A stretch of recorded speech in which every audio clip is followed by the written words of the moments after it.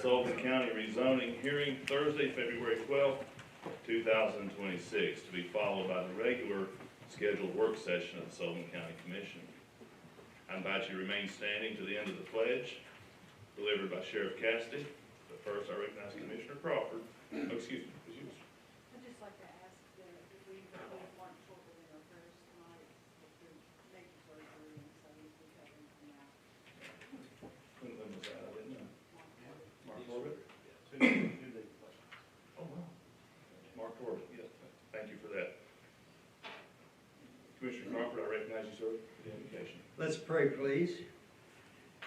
Lord Jesus, it's with thankful hearts that we come before you this evening, and we lift up especially our brother and our friend, our colleague, Brother Mark, during this time of surgery that he has encountered. God, we pray that you would give him healing, that you would provide the knowledge of those that's providing care for him, that he might be back at his normal duties. Bless this time that we have together. May all that we do be for the betterment of our community. In Christ's name I pray. Amen. Amen. Sheriff Cassidy. Salute, please. I pledge allegiance to the flag of the United States of America and to the republic for which it stands, one nation, under God, indivisible, with liberty and justice for all.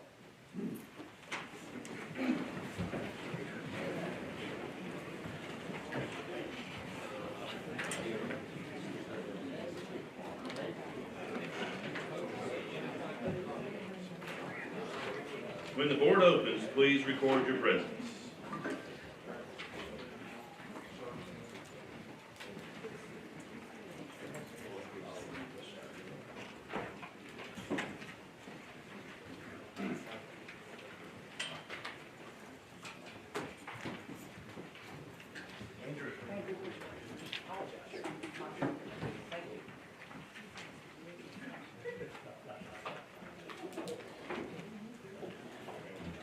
Has every member recorded their presence?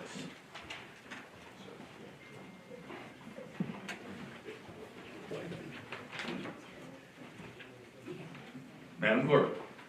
22 present, 2 absent. Thank you, Madam Clerk. We have a quorum. Our first order is resolution to consider amendments to the Sullivan County zoning plan sponsored by Commissioner Cowden, seconded by Commissioner Hayes. Is there any discussion on the resolution before we put it on the board?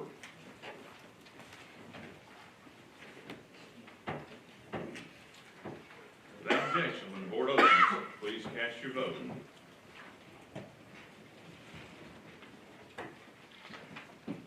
Requiring 13 votes for passage.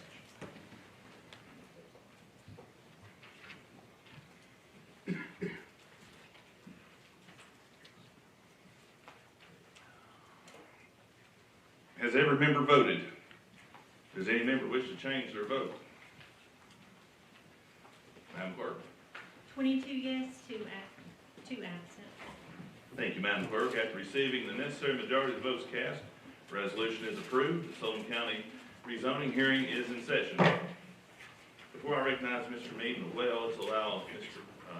Mead all of his information. We'll open the floor up for discussion on each amendment. If anyone is here from the public on the amendment, we'll recognize them as well. Mr. Mead, recognize you on amendment number 1. Thank you. Case number 1 is a rezone request coming to you from Mr. Joseph Suter for an A1 to R1 rezoning located at 504 Price Road in Pine Flats. This is in alignment with the future land use plan. Comes to you with a positive recommendation from staff and planning commission with no neighborhood opposition. You've heard the explanation on amendment number 1. The floor is open for discussion. Does anyone seek recognition? Commissioner King. Thank you. Cliff, if he's wanting to put another dwelling in here, where would it be located? So there is a plat in your larger packet where it outlines which portion of the property he's wishing to divide out. I believe he wants to make Yeah, he wants to make a 1.62 acre lot that will go behind the existing home, and then another lot, one up there at the top above the existing home. Okay, It should look like this right here. okay. I just gotta, I've seen that probably waist deep of water coming down that valley. And I mean, if we have quite a bit of rain, there'll be water comes down through there.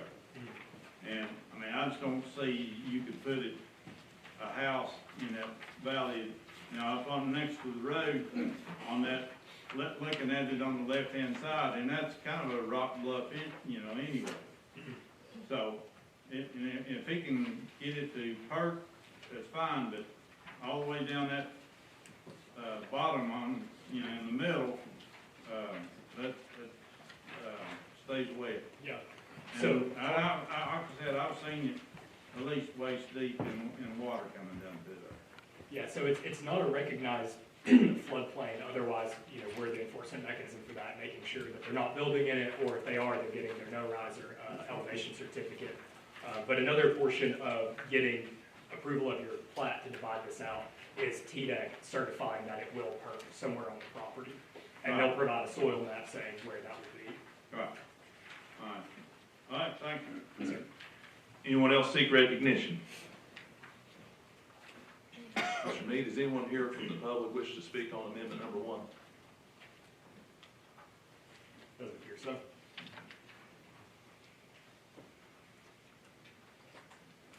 No one else seeks recognition. Without objection, when the board opens, please cast your vote on amendment number 1, requiring 13 votes for passage.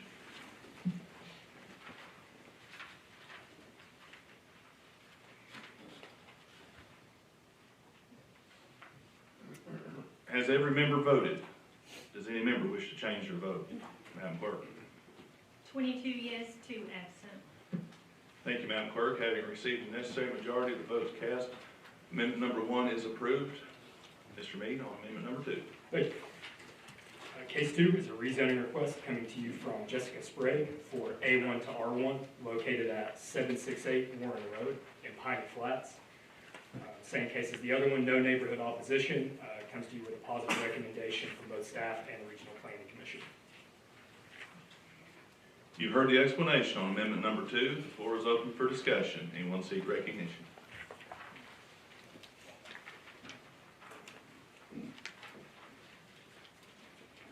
Mr. Mead, is anyone here from the public that wishes to address amendment number 2?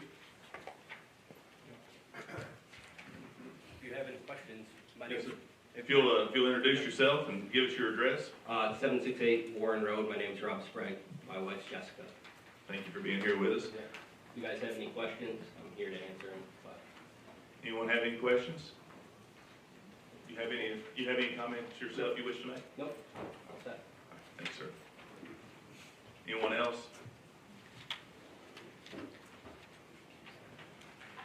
If there's no objection, when the board opens, please cast your vote on amendment number 2, requiring 13 votes for passage.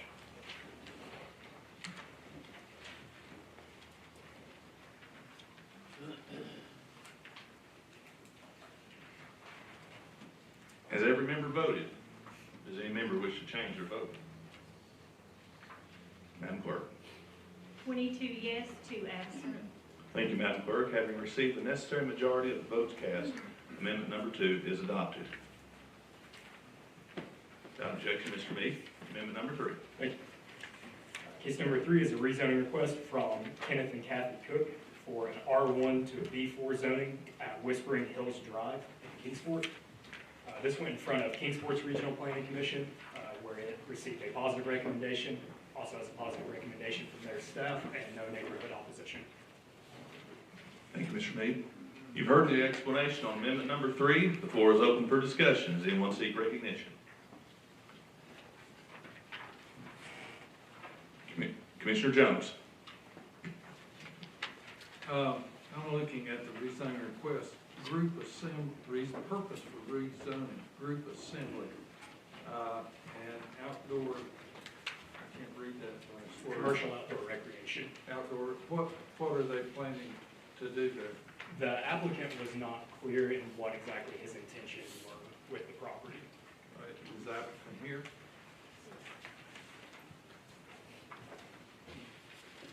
Sir, if you'll introduce yourself, give us your address.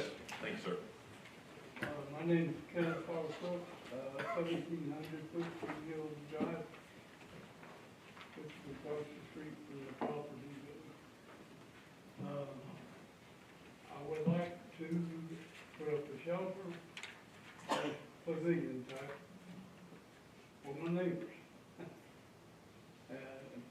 Fire pit, garden, greenhouse, and that's it. Thank you, sir. We, Kingsport planned and approved it, and Thank you very much. Does anyone have any questions? Thank you. Anyone else seek recognition? Without objection, when the board opens, please cast your vote on amendment number 3, requiring 13 votes for passage.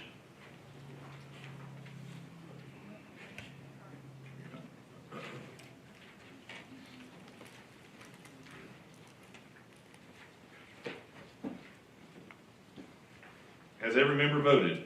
Does any member wish to change their vote? Madam Clerk. 22 yes, 2 absent. Thank you, Madam Clerk. Having received the necessary majority of the votes cast, amendment number 3 is approved. Mr. Mead, have anything you wish to oppose with? Thank you all. Thank you, sir. Thank you, thank you. That concludes the business for the Sullivan County rezoning hearing. Without objection, rezoning hearing is closed. Work session is in session.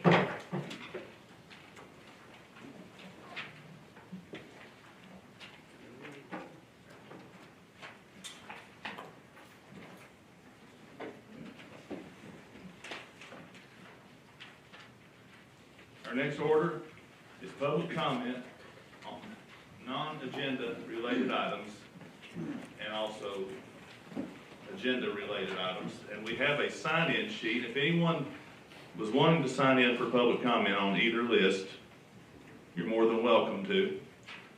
If you hadn't had an opportunity to do that, you still can. I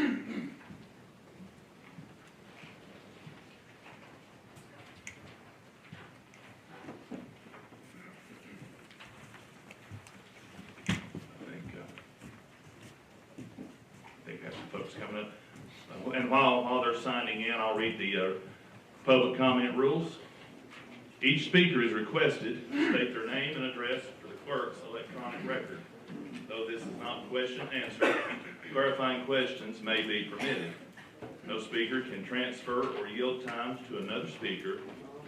Each speaker will be allotted 3 minutes uninterrupted and is asked to direct all comments to the chair of the body and not the members.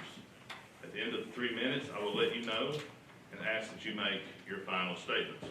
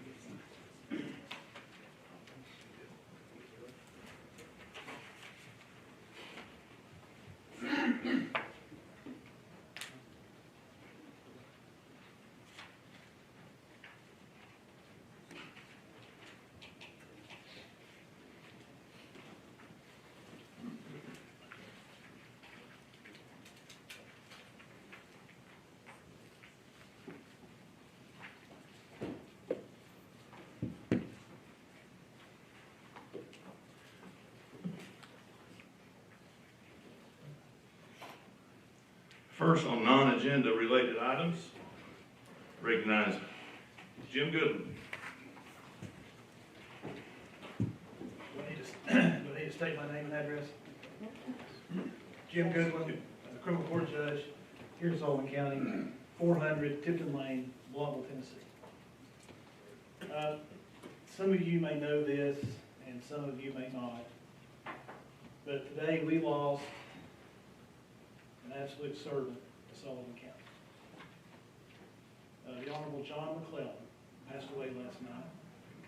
He had been county attorney to this body for many, many years, and he had served this county in one party or the other for decades. And I just thought it'd be nice to let you all know his passing and maybe just kind of reflect for a minute on a life well lived. Thank you. Thank you, Judge.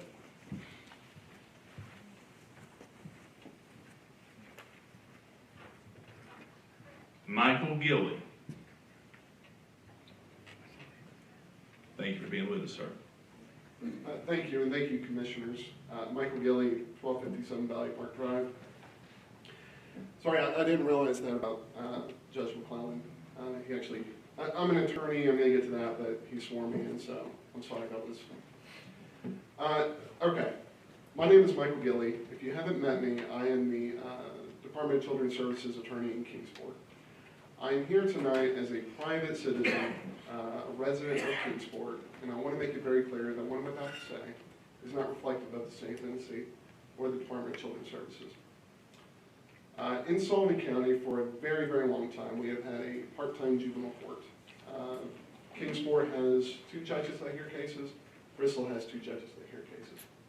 And they hear them about 2 days a week. And then they cover their general sessions docket, which has civil and criminal cases, 2 days per week. You may have read in the Times News last week, the Tennessee Commission on Children and Youth has recently rated Sullivan County as the worst county in Tennessee for family and community. In particular, we are ranked 92 of 95 for the youth crime rate. That puts us, only 3 other counties are worse than us, if that makes sense. And unfortunately, I was not going to come tonight. I was going to hold off and try a little bit more, but then I woke up this morning to some news that some of you may have also read, that there was one child that, well, there's been an attempted murder in Kingsport on another child. That's on the front page of every headline right now. I'm going to tell you this, and I hope that you will not just take it with a grain of salt, but take it very, very seriously. The dam is about to burst. In Sullivan County, the crime rate is not getting better. Drugs are not getting better. Even as early as 8 years ago, Sullivan County was one of the counties that sued many pharmaceutical companies because of the drug issue in this area. It is not getting better. I think that one of the solutions to this can be a full-time juvenile court. And I know, and I have talked to many folks, I've talked to some of you on this commission, I've talked to state representatives, I've talked to city representatives in Kingsport. It's going to cost money. So I would highly, highly recommend that each one of you consider sponsoring a resolution. So at the very least, start a work group that consists of various representatives with different agencies to determine if it's viable to have a full-time juvenile court. If you want an example, Hawkins County a couple of years ago started a full-time juvenile court, and their ranking for the youth crime rate dropped from 27th position to 18th position. And that was just in 1 year. So I do think it's very possible that just this investment, which by the way I want to add, both Kingsport and Bristol have their juvenile courts. There's already staff that work full-time in both courts.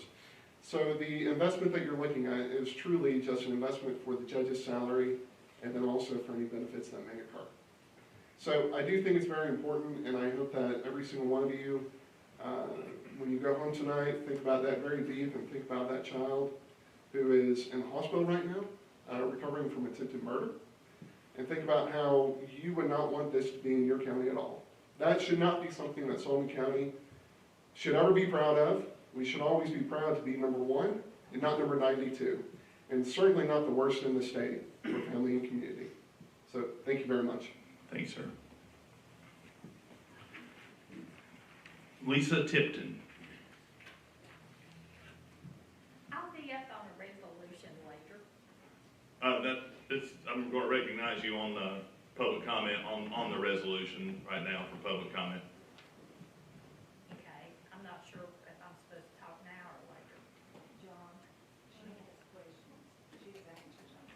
Oh, she has, okay. You have answers to questions about a specific resolution? Yes. Okay. Thank you very much.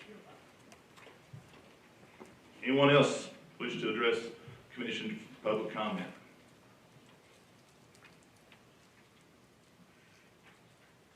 Seeing none, without objection, the public comment portion of the agenda is closed.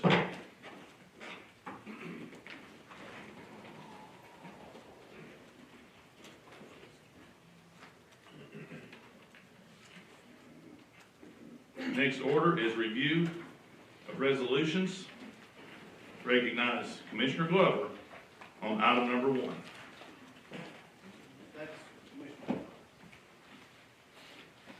Oh, my paper says Glover, excuse me. Commissioner, I get those mixed up all the time. From a distance, you can.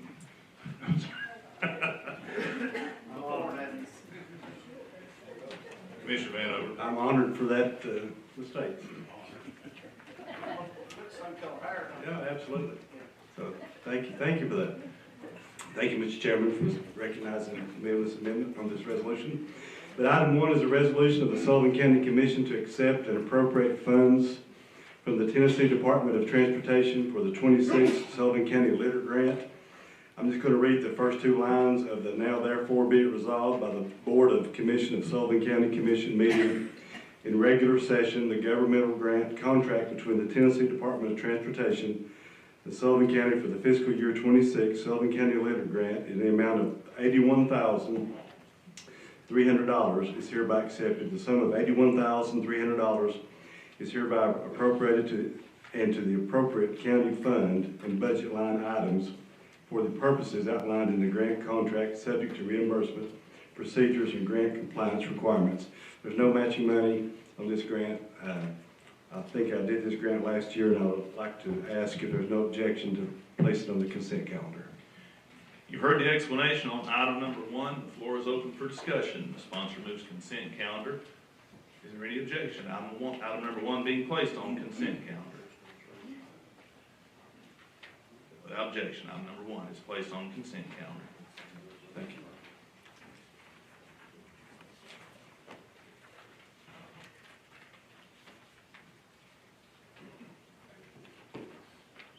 Without objection, recognize Commissioner Locke on item number 2. Thank you, Chair. This resolution is accept a grant from Homeland Security on behalf of ICE.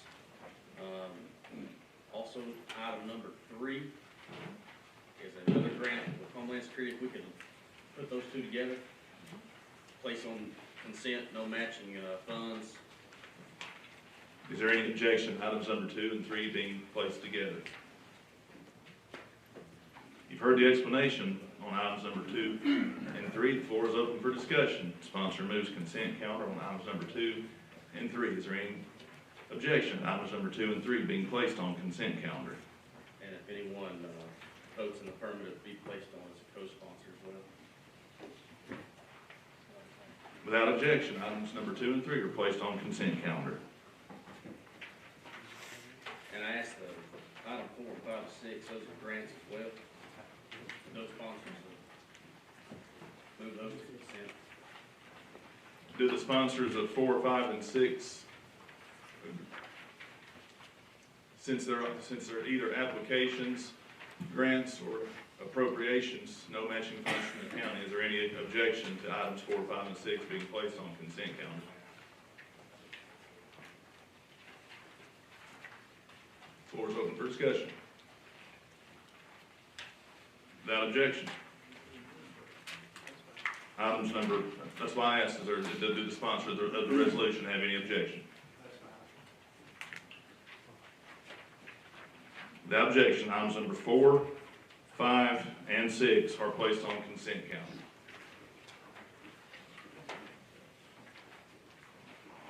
Without objection, recognize Commissioner Cole on item number 7. Thank you, Mr. Chairman. This resolution is to appropriate additional funds from the state of Tennessee, $800 salary supplement for the school resource officers in the amount of $10,400. It's already been received from the state, so we just need to move it into the expenditure account as listed below. Since it's no matching funds, I would ask this to be placed on the consent calendar. You've heard the explanation on item number 7. The floor is open for discussion. Recognize Commissioner Akin. Thank you. Michael, I know I've heard about this before, so is this going to be like a yearly thing, or do we know, or? I know it was approved last year and this year. Right. Sheriff, is it approved for a third year? Yeah, the funding for the state, for the school resource officers in every school, of course, and it is election year too, so you never can understand how that funding body is going to work, but as far as I know, the school resource officers in every school and the matching salary supplement of $800 for every school to retain and attract school resource officers across the state will be continuing, as far as I know. Just how many, I don't know if it really matters, is it kind of like a bonus, or how do you? Yeah, it's like we get the salary supplement every post-certified officer in the state of Tennessee for their training through the Peace Officer Standard Training Commission. So this is just an additional, because they have to have a 16 hours additional training in addition to the 40 hours they have. So it's just an additional way to attract and retain school resource officers. We hadn't had a problem, but other areas across the state has had a problem attracting and keeping those school resource officers in school. So it's just, like I said, a bonus. Okay, thank you. Thank you. Anyone else seek recognition on item number 7? Commissioner Cole, your motion. Consent. Sponsor moves consent calendar on item number 7. Is there any objection to item number 7 being placed on consent calendar? Without objection, item number 7 is placed on consent calendar. Recognize Commissioner King on item number 8. Thank you. This resolution is authorizing the transfer of $300,000 from the solid waste general fund to the solid waste 300 account.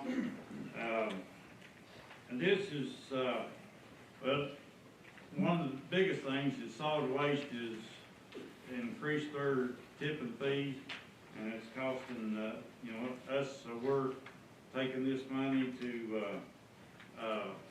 kind of balance the budget on that. And, then we're also, our transfer stations and stuff, we've got some stuff that we need to do with that. So there's 3 or 4 different things that this $300,000 is going to cover. Mark has got this in his general fund, and all he's doing is transferring it from the general fund to the solid waste 300 account. You've heard the explanation on item number 8. The floor is open for discussion. Anyone seek recognition? Commissioner King. We're not doing any new money, so we're just doing it on consent. Sponsor moves consent calendar for item number 8. Is there any objection to item number 8 being placed on consent calendar? Without objection, item number 8 is placed on consent calendar.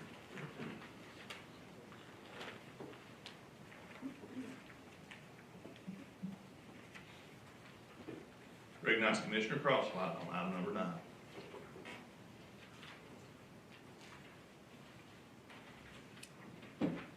Thank you, Chairman. Excuse me, this is for the delinquent tax property. We have it at, we did our legal notice, we did the newspaper. It is at Civil District at 1321 Ivory Street to Rebecca Frazier. The outstanding tax delinquent was $4,591.77. She's offered $200. And she also, she knows that she has to bring the property up to compliance with the Sullivan County Property Maintenance Code. So as long as she does that in 10 days, and she can receive the property. So can we do this on consent? You've heard the explanation on item number 9. The floor is open for discussion. Sponsor moves consent calendar. Is there any objection to item number 9 being placed on consent calendar? Without objection, item number 9 is placed on consent calendar. Recognize Commissioner Harvey on item number 10.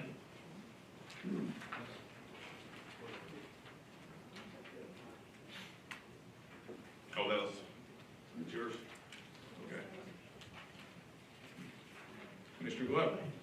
Thank you, Mr. Chair. This resolution is to establish an advance payment policy for property taxes in the office of Sullivan County Trustee. If you guys don't want me to read all that, I'll read you some of the whereas. It said, advanced payment policy will establish procedures for accepting and processing partial payments received before date. The property tax rate for the current year is established in tax roll loaded into trustee software. Whereas annually, the Sullivan County Trustee will offer taxpayers an opportunity to sign up for advance payment based on their prior year taxes. And whereas each year, February 15th will be the deadline for ACH sign up, and monthly payments will commence in March, while the final payment for the tax year being in the following February.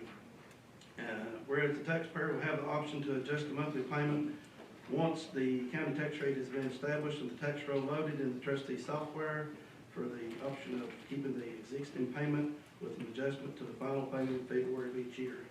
What Angela's done is given the taxpayers a choice to make payments on their taxes during the year while they've got the money. That will go into an account. She's got this worked out with the comptroller's office. She's got accounts assigned for that. Each time that they go in during the year and they want to make that payment, the code will be assigned for them to do that. And it's going to help them while they've got a chance to have the money in hand to go ahead and do that. And a lot of taxpayers have been asking to do that. So it won't be so hard on them at one time. Angela's worked very hard on this. Myself and Commissioner King and Commissioner Locke and some others have worked with her on this. I would like to say that it was my ideal, but it's not. It's Angela Taylor's, and I think I'm proud of her of finding ways to make it easier for taxpayers in the county to provide them services to pay their taxes. This resolution is kind of concerning to me because I think it's given us a warning sign that we need to start paying attention to what's being spent in this room, because it's making it hard on some of these folks. And I think we need to help Angela any way we can to make it better for those folks that come in. She's finding new ways. That lady sitting up there beside of you, Ms. Jacobs, is finding new ways to serve the county and serve the taxpayers with things that they're doing. And I'm proud of all of them. So I'm happy to answer any questions that you have. You've heard the explanation on item number 10. The floor is open for discussion. Recognize Commissioner Jones. Thank you, Herschel. And I just want to echo what Herschel said.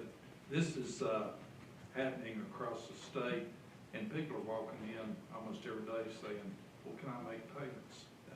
No, we didn't have a process set up to do that, so this will do that, and they can make monthly payments and won't have to come up with a lump sum when they get their tax notice. So I'm very, very supportive of this. Commissioner Harvey. Thank you. I also wanted to commend the trustee for doing this, Teresa, because it is something that is needed, especially when we saw how many people were burdened with the taxes when we had the reassessment. We heard a lot of people that were hurting, and a lot of people that have mortgages already have a way of doing this, but the county did not provide that option.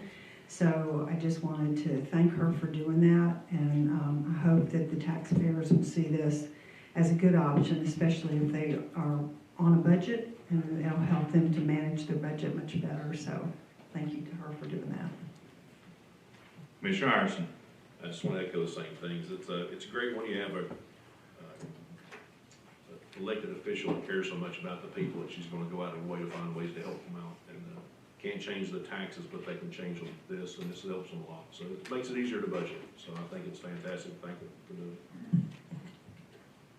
Commissioner Hopper. Thank you. Are these funds, tax funds, available to the county for any utilization before the end of the year, end of the tax year? No, sir. No, sir, there'll be an account that's assigned to them, and then after we do the budget, that's when it will be through the process. Commissioner Vando. Thank you, Mr. Chairman. This personally is a good resolution. I just want to make sure we can get this out to the public where they'll know about it. So can we put it in the vaults when we have their, well, I thought we might have, so we've already advertised it one time in the paper. So we just need to continue trying to get the word out so people know this. So thank you for doing that. This is the second program in about the last 5 years that Angela's done. First tax relief program she came up with, and we all worked together to get it passed for our veterans and for our elderly people to help them, and I think this will too. Like I said, it's great to know that we got folks in office that's finding ways to help the taxpayers and help the folks. So if there's any more questions, I'd be happy to answer them, but if not, I'd like to put this on consent if you guys want to, or if you guys want to vote on it and put everybody that's voting in the affirmative as co-sponsors, will do that. It's whatever you guys want to do. I'm going to recognize Commissioner Harvey. I had a brain burp, I'm sorry. Angela, I think I said Teresa, I apologize on that. So Angela, calling your name out, thank you. Well, I mistook Zane for Dwight earlier, so I think he'll do that. If everybody wants to do it, we'll put it on waiver rules, let's vote on it next week, and that way everybody can be, okay. Thanks. The sponsor moves item number 10 to next week's calendar, where it will be heard on waiver. Angela would have been here tonight, but she's home nursing she's working very hard at home, reading stories to Mr. Corbett, trying to make him better, so thank y'all. Commissioner Means is stepped out. I'll recognize Commissioner Calton. Item number 11 sponsored by Commissioner Means, seconded by Commissioner Calton. Recognize Commissioner Calton on item number 11. Thank you, Chair. This resolution is to appropriate $139,708, and that's from the opioid settlement fund. It's not from the taxpayers, to the Sullivan County pretrial service, the Sheriff's Department. And I think the sheriff's here if you have any questions you can answer, but all on the committee, we met yesterday and we voted to give this to the Sheriff's Department from the opioid, not taxpayers. You'll be happy to take any questions from the body. You all know the importance and the great job the pretrial release services do. So this is just another step to get these individuals the treatment they need, rehabilitation, get them to court, and that's pretty much ankle monitor, cost of ankle monitor, and a pretrial officer. And we understand it's only reoccurring as long as we've got the funding for the opioid settlement. The floor is open for discussion. Recognize Commissioner Crawford. Thank you, Chairman. Sheriff, this amount of monies that's going to be coming from this opioid settlement funds, is this going to affect any of the other programs that are currently being used through this fund mechanism? Are you talking about anybody else that's put applications in for the settlement? Yes, sir. No, we've not really. And other programs that are already in existence? No, sir, we've not really denied anything that's been, a nonprofit that has needed additional funding, especially the ones that we know are evidence-based and that have been working with us, like Families Free and these other ones. So. Do we know exactly how much money we're getting annually from this particular settlement fund? I think Ms. Commissioner Crosswhite. Right now, Larry, we have like $1.2 million, and we should be getting another $600,000 in the next few months. And I'm sorry, can you hear me? And I'm reading it. There's got too many mics open right now. and this will last to 2033. It won't be as much, but we'll still have money to 2033. Attorney Street was seeking recognition.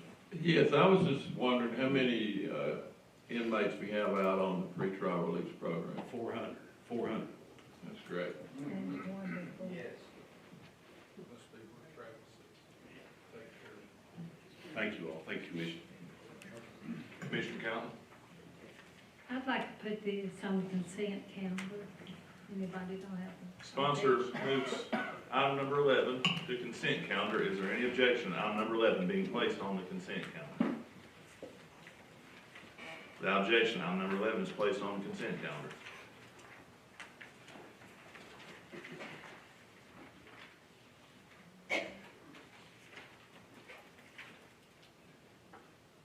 Recognize Commissioner Jones on item number 12. Well, it's not exactly on 12. I just wanted the amount of money that Commissioner Crosswell was talking about. There are funds, and I can't remember if it's through 28 or 38. This county, through these settlements, is going to be receiving funds for several years. And there are some, 38, Joyce, right now? 33. So, in reference to your question, there's more coming and there's settlements still being made. So, this is money that's, and we got a resolution coming up to spend quite a bit of money, but they already have 3 in Washington County, this group, and it'll be the first time that we'll have a settlement, a location here in Sullivan County for women. That's my understanding what this will be for. Thank you, Commissioner Jones. Thank you. Just a comment. Is the sponsors and co-sponsors for item number 12, neither are here, Ward and Means. Is there anyone that would wish to take that up?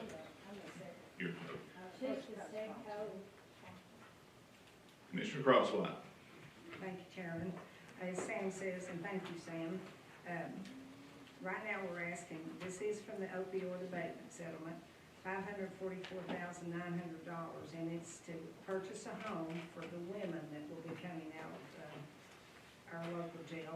It's called the Snack Fame house property. It's here in Blockville. It's right across, right next to the Dairy Inn. We looked at 2 different homes.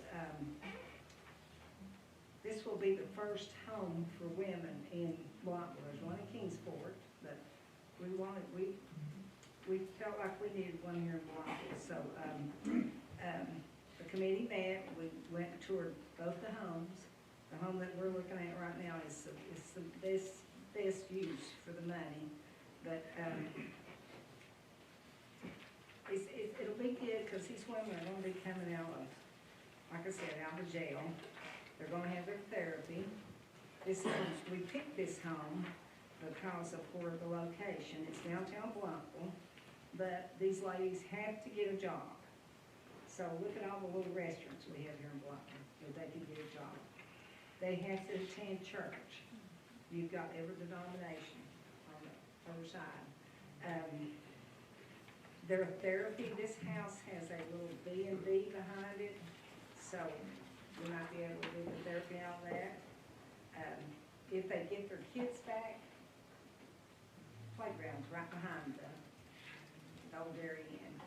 It's just the perfect location, and it's a lot of money, but can we put money on a person's life? If we can save one person, isn't it worth it? It's just worth it.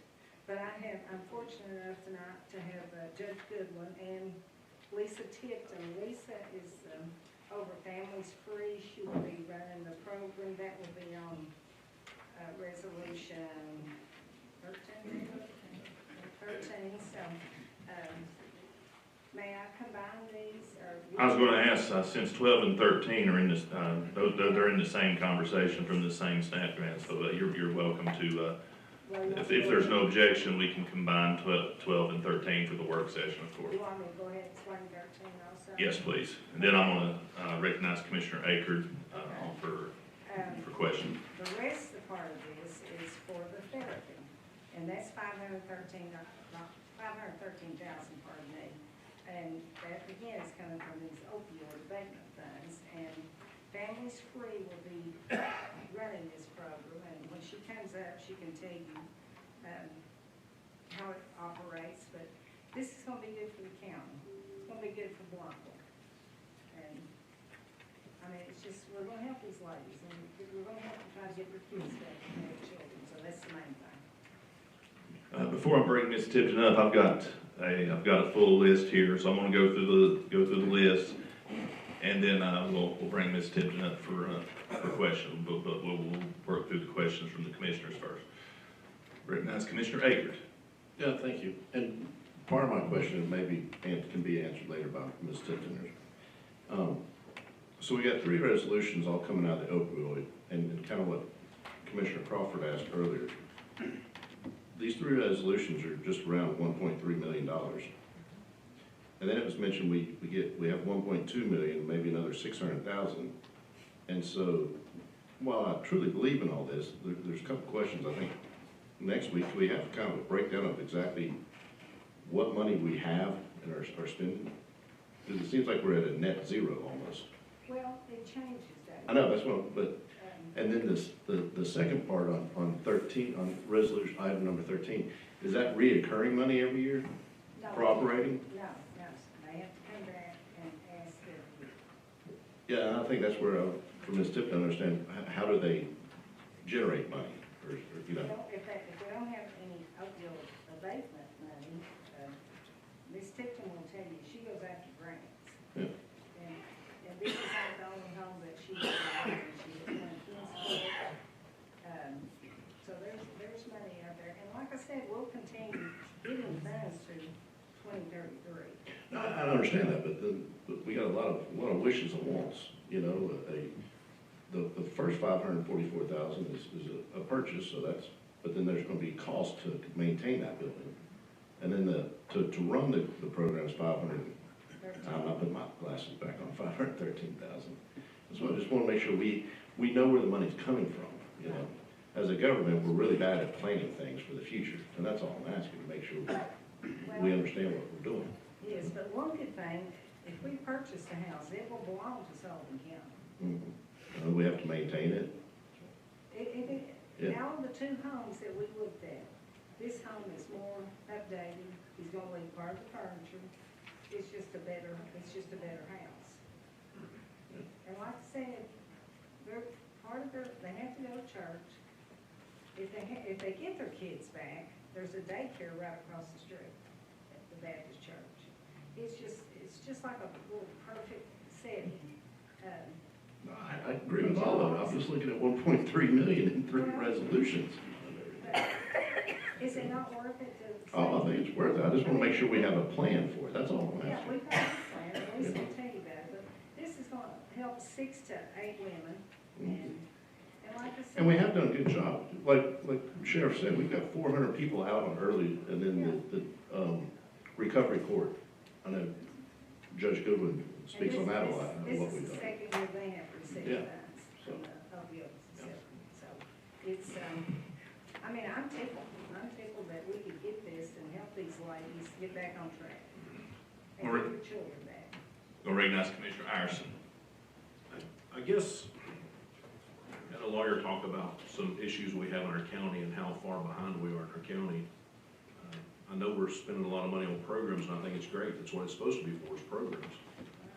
I guess I'm trying to wrap my head around buying a piece of property for $500,000 instead of using that on a program that's already existing, or on a, you know, I mean, there's a lot of, from what I'm understanding, there's a ton of people asking for money, and a lot of different programs asking for money. So I'm having trouble wrapping my head around spending $500,000 on a building that's in a historic district that I'm sure is not ADA compliant. It doesn't have to be, according to the rules. So there's gonna be no upgrades, no modifications, it's ready to have 6 or 7 or 8 or different people in different rooms and different bathrooms and different. Well, when we bring up Ms. Tipton, she will tell you, it's not, it doesn't have to be AD compliant, it doesn't have to have sprinklers, it does have cameras, but, I mean, I don't have a problem with the program, and I mean, number 13, I think it's fantastic, there's a program. But I guess I'm still just having trouble wrapping my head around spending $544,000 on a piece of property that's not truly going to be a service to a person. It's not gonna help that person. It's not gonna help. I mean, it's providing a location for the service they're providing in 13, but 12, I'm having trouble with that, so. They have to have a place to live, Mark. I understand that, And but it's, we don't I want don't to see put them how, back where they came from. I'm still, how are we, and it's obvious, for you guys to put past it through, it's obviously gotta be legal, but in my mind, it's like, how are we spending money that's supposed to help people recover from drugs on a property? Well, like I said, it's sad or they stay in jail, you know, so I think it's wonderful that we can do. Who this. negotiated the 544.9? Recognize Commissioner Lott. Who negotiated the 544.9? We did with the realtor. It was like 588. So has an appraisal been done? I'm not sure about that. Well, the appraisal on the Tennessee State website is 391.4. So my question is, why are we spending, I know we have the money, but just because we have the money don't mean it, make it right that we spend it. Well, So if we don't have an appraisal, how can we have, well, we could add that to it to get an appraisal. and, you know, that's $153.5 difference. And, you know, you buy it 544.9, then you have to spend $200,000-300,000 inside the house. No, Well, you might not. well, we've taken. Bottom line is we don't have, The home is older, but it's been well maintained. bottom line is we don't have an appraisal. We will get an appraisal. That'll work. Will happen before, I mean, definitely this will be next week, and, we'll get an appraisal. Okay. You'll amend that. Yes, sir, I will. Thank you. Commissioner Cole. Thank you, Mr. Chairman. Bluntville is unique. It's the county seat, and we also have a historic district. I don't understand why the women's recovery needs to be in a historic district downtown Bluntville. I don't agree with the location. How do the citizens feel about this? Has it been out to the citizens? I understand the need for recovery, but I cannot support this location. I need the citizens of Bluntville input on this. I won't support it. May I answer? You can respond, then I'll recognize Commissioner Crawford. I have checked to the lady that lives next door to this home, and she's okay with it. There's exactly 5 houses on that side of the street. And like I said, while we looked at 2 homes, and it boiled down to location. Because they have to go to church, like I said, if they get their kids back, they'll have a daycare. There's restaurants here in Bluntville that need people to work. And the little home, the little B&B behind the house, I can't speak for Lisa, but I think she's gonna put a therapist in there, a staff member, so it's,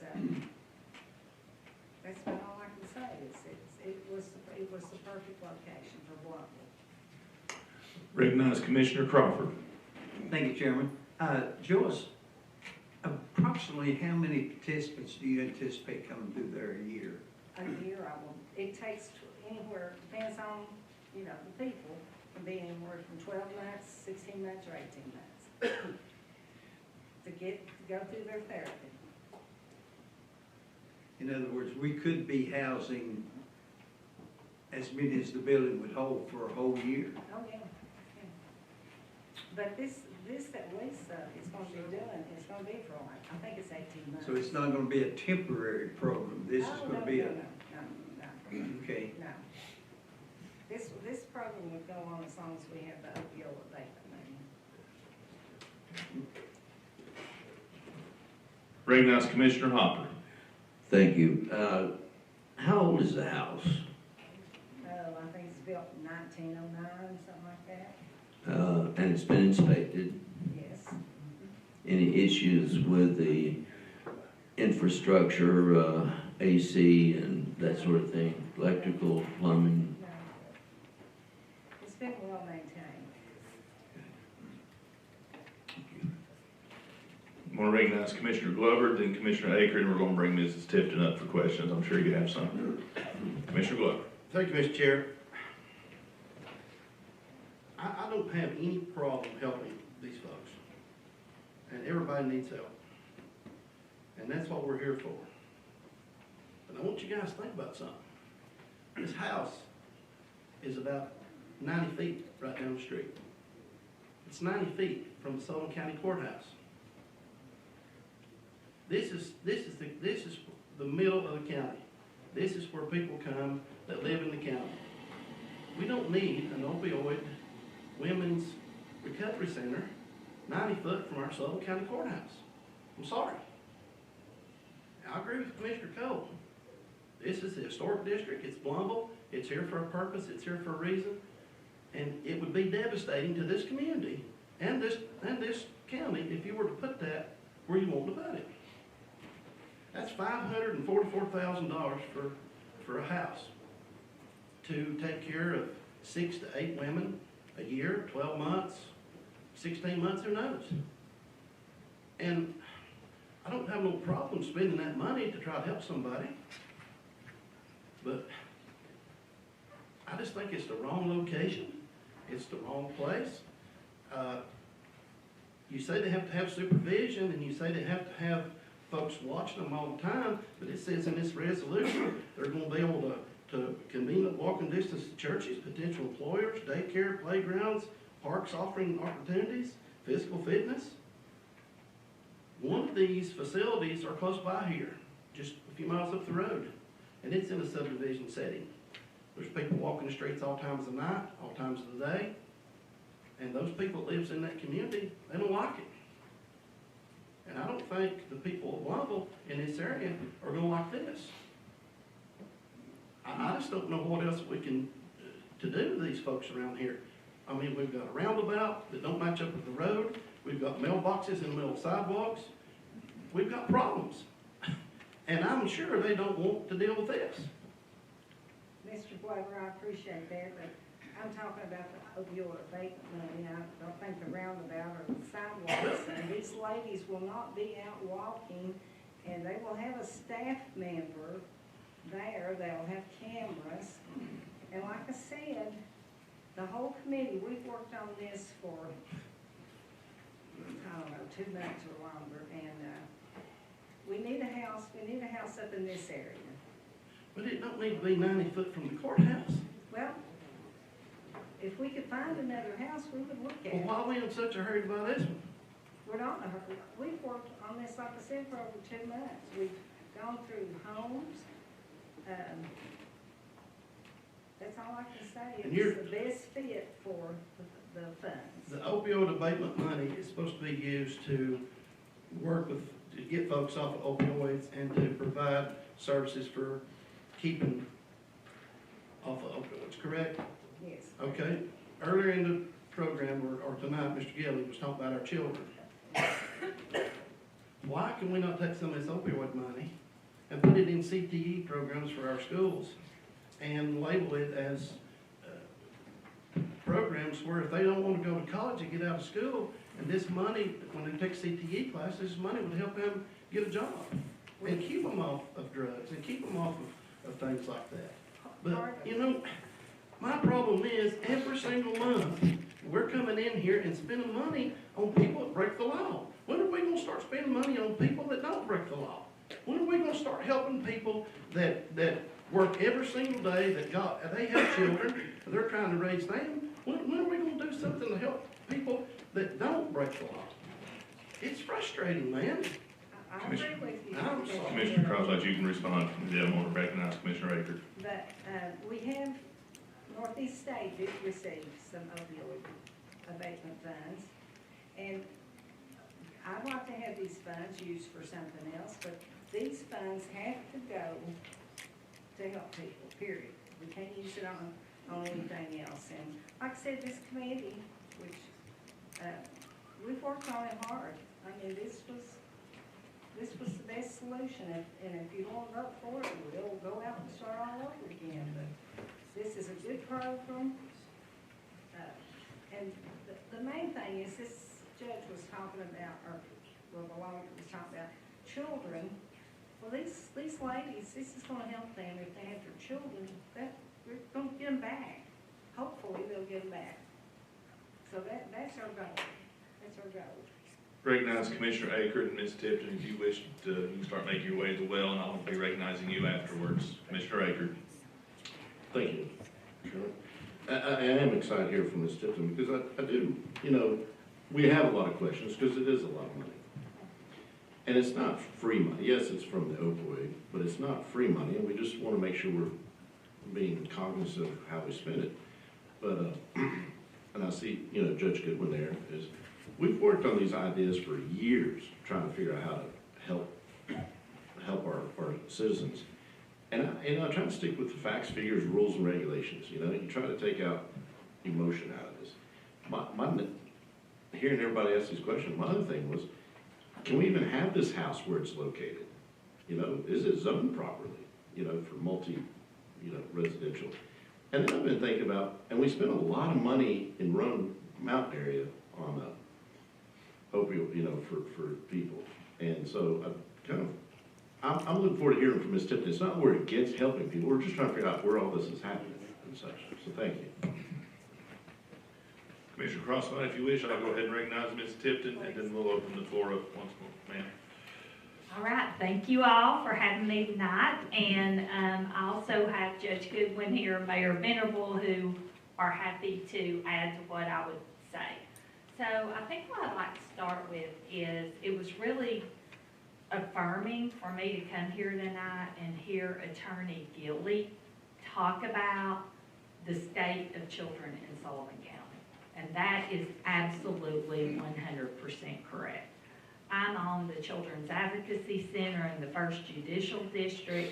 Families Free is the largest faith-based, licensed substance abuse and mental health treatment facility this side of Nashville. We take care of a lot of people involved with Department of Children's Services, people who were in Sheriff Cassidy's jail, the Washington County Jail, the Johnson County Jail. We administer the Northeast Regional Recovery Center. 67 men are in that facility right now. We have about another 30, 35 who have graduated. 12 women are in the female facility in Johnson City for the Northeast Regional Recovery Center. And the group of mayors just approved to buy another property beside our Johnson City office to house an additional 6 females in that program. So as I was listening to that tonight, I think that what we are proposing here with the purchase of this house, then also with the programmatic funding, is really a benefit to all of Sullivan County. Families Free has had a licensed substance abuse and mental health treatment for intensive outpatient treatment, mental health, parenting, the whole 9 yards that people need in Providence Medical Clinic for almost 9 years. First Baptist Church provided us the space to have treatment for women, to have treatment for men, to do some of the work that we do with families with Department of Children's Services. And we've served, I would say, probably 250 people out of that office. We get about half of our referrals for Families Free from Department of Children's Services. We have people on Judge Goodwin's felony recovery court team. We provide all of the treatment for the men and the women involved in that court. We also have a staff on Judge Nelson's new mental health court that has just formed. We'll provide the substance abuse treatment for them. What we saw over the years in Johnson City, I had worked for 10 years in therapeutic foster care before I started Families Free. And that really is what led me to want to start Families Free, because OmniVisions, the company I worked for, was a fabulous company, but we spent hundreds of thousands of dollars on foster care, trying to keep kids in homes, moving them all around the state, literally. And the state's a terrible parent. Best it can do, I was at the Child and Family Subcommittee where Commissioner Quinn testified about the plans for DCS. And as everybody knows, our systems are struggling, and it's because of drug use.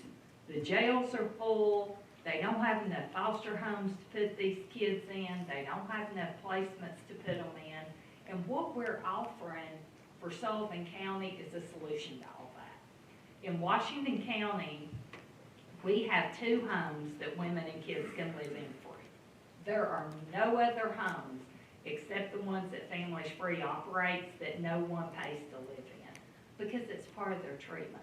Women know how to hustle to get their rent paid. They know how to get out and get money for this, that, and the other. But living in a Families Free home, excuse me, they cannot have any visitors that we don't approve, and we don't really approve anybody unless it's their kids. They have kids come to visit them. They don't spend any nights away from the facility. They have to get a job. They have to go to treatment, and they're continually working on the next chapter of their life. So what we had talked about is they stay with us from 6 to 15 months. There's not really a hard time limit. It depends on how many kids they have. Over the past 2 years, we've had 31 women live in between our 2 facilities in Washington County. Then we also have one that was filed with abatement funds in Carter County. There's a home that up to 8 women and kids can live in Carter County that we were able to get like last April. So between those 3 homes, we had 31 women live in that home. Out of those 31 women, that was representative of 38 children under the age of 18. Many of those kids were able to come and live with their moms straight out of foster care. The reason we do have cameras because we want to keep our property secure. We want to make sure everything's cool and above board. But I've been personally involved with all the juvenile courts for years. That's why DCS trusts us. We're also a partner with DCS. And if they're going to let a kid come in our house, that's why there's not going to be any visitors there. There's not going to be any men there. We're going to have cameras. We're going to have people keeping an eye on it. And you can have a home with 8 or less people that have a qualifying disability. And people with substance abuse disorder have that qualifying disability. So we put one of these homes in where we want to, basically in the state of Tennessee, because we are a licensed substance abuse and mental health treatment facility. They have to be in our treatment. They're drug screened regularly. Many of them are either in Judge Goodwin's court, Judge Mingus court in Washington County, Judge Streeter, Judge Rice's court in the 1st Judicial District, or they're involved with the Department of Children's Services. So what we're offering is a way out for system-involved people that I guarantee you is costing your county way more than what this money is from the opioid abatement settlement. If you look at the amount of money it costs to house one person in the Sullivan County Jail, if they have 2 or 3 kids that are in foster care, it costs 2 or 3 times for the children to be in foster care. That's not even counting the trauma, the suffering, that's not really gaining them much toward becoming self-sufficient, self-sustaining, but the county will spend this money one way or another. I feel like it's just what you want to invest in, what you want to be involved in. We have a very proven track record. We've done this for a long time, and I think it would be a huge benefit to Sullivan County. Does anyone want to seek recognition? Lisa, you've done this for about 5 years or longer? Well, Families Free has been around for 17 years. I started Families Free 17 years ago. We're funded by multiple departments of the state. We've had housing for women and children going on 7 years. How many of your participants had to actually go back to jail? We have about 90% of our participants that remain successful. So we may have 8-10% of people that end up going back to jail. And that's why I've been trying to say this is wonderful. We're going to help these people, help them get their children back. So, I'm sorry, go ahead. We have several folks seeking recognition. If you're recognize Commissioner King, then Commissioner Vanover.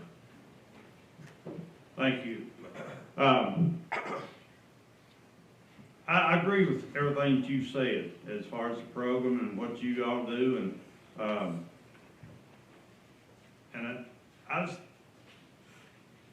I guess going back to the house, I was in that house this summer, and with what the plan is for that house, I don't see that it's the right fit for what we're gonna do with that.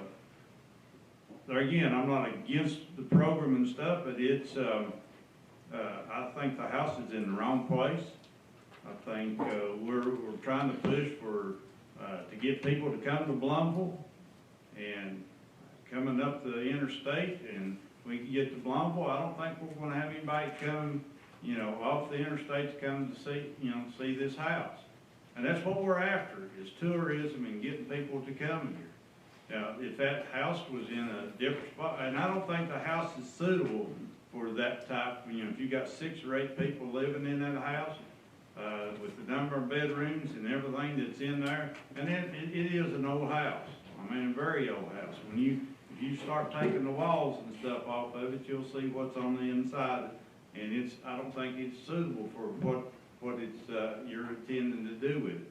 So, but that said, I just can't support it because, the house and the way it is and the age of it and, what you're gonna do with it, I think there would be a better use of our money on a different home or different, building that we could use. And, I also think that it's, priced too high for what we need. I just don't think, I'm not gonna vote to spend money on this house. Thank you. You're welcome to respond to that direct comment, but then afterwards, I'm gonna recognize Commissioner Vanover unless you wish for me to move along.